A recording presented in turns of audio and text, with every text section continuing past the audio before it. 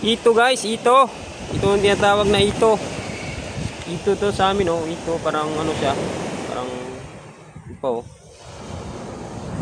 You know. So, ito.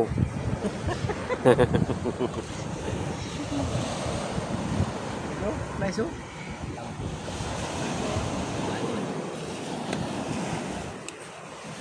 Nagamitan na ng flies guys yung isda. Nakuha niya yung pinaka-agimat ng isda. Wow, busy oh.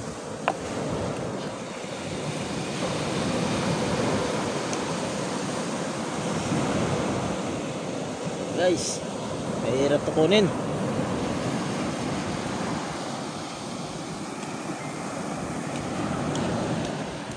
Mas matulok kamad.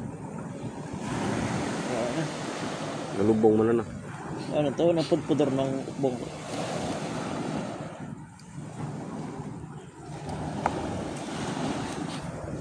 Katandor lang po nga ito. Hintok man din.